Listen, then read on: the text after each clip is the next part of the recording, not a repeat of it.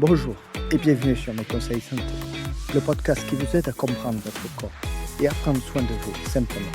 Je suis Rémi, votre allié santé, et voici l'épisode du jour. Vous vous sentez en pleine forme, vous ne ressentez aucune douleur, aucun symptôme particulier. Et pourtant, quelque chose monte en silence dans vos artères. Sans bruit, sans alerte, sans prévenir.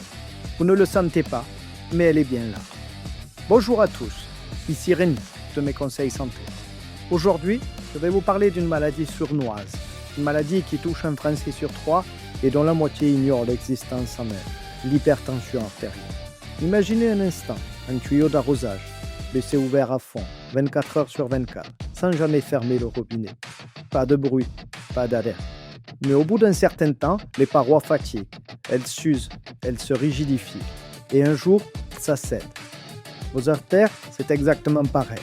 Sauf qu'à l'intérieur, c'est votre cœur qui force, vos reins qui s'épuisent, votre cerveau qui encaisse. Et ça, ce n'est pas une métaphore, c'est la réalité. La tension, c'est la pression que votre sang exerce sur les parois de vos artères. On la mesure avec 2 chiffres, la systolique, quand le cœur se contracte, la diastolique, quand il se relâche. Au-dessus de 14,9 au repos et mesuré 3 fois sur une semaine, vous êtes en hypertension. Pas de panique, mais il faut agir. Le vrai problème, c'est qu'elle ne fait pas mal. Pas de symptômes évidents, pas de fatigue marquée, pas de signes avant-coureurs. Vous pouvez avoir 16 sur 10 et vous sentir parfaitement en forme. Pendant ce temps, vos vaisseaux se durcissent, vos organes encaissent. Et un jour, sans crier gare, accident vasculaire cérébral, infarctus, insuffisance rénale. C'est pour cela qu'on l'appelle le tueur silencieux. Alors, comment on fait? Comment on reprend la main? D'abord, on mesure. C'est non négociable à partir de 40 ans et plutôt si vos parents étaient hypertendus.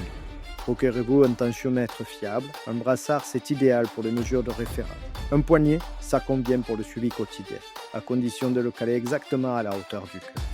Et appliquez la règle des 3 mesures le matin à 1 minute d'intervalle, 3 mesures le soir à 1 minute d'intervalle pendant 7 jours d'affilée. Faites la moyenne. C'est cette moyenne qui compte, pas un pic isolé. Ensuite, on bouge 30 minutes d'activité modérée par jour, 5 fois par semaine minimum. Marche rapide, vélo, natation, danse, tout est bon. L'important, c'est la régularité, pas l'intensité. Et ça pèse. 5 à 7 mm de mercure en moins, l'équivalent de médicaments antihypertenseurs légers. On mange aussi, mieux, le régime DASH. Beaucoup de fruits, beaucoup de légumes. 5 portions minimum par jour. Des céréales complètes, des légumineuses, du poisson 2 à 3 fois par semaine, des fruits à coque non salés et surtout, vous coupez le sel, maximum 5 à 6 grammes par jour. Mais attention au sel caché, pain industriel, charcuterie, fromage, biscuits apéritifs. Et on dort, vraiment. Moins de 6 heures par nuit et votre tension grimpe en chronique. 7 à 8 heures de sommeil de qualité et vous reprenez la main. Coupez les écrans 1 heure avant le coucher. Chambre fraîche, horaire régulier. Et puis, en renfort, quelques alliés naturels.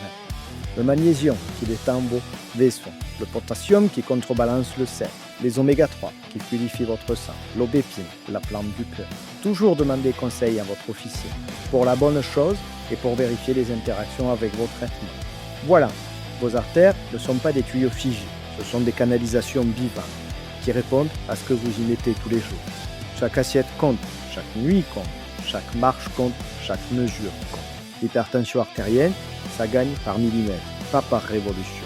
Pour retrouver la liste des solutions dont nous avons parlé et lire notre dossier complet, rendez-vous sur notre site mesconseilssanté.fr. Attention, ce podcast est informatif.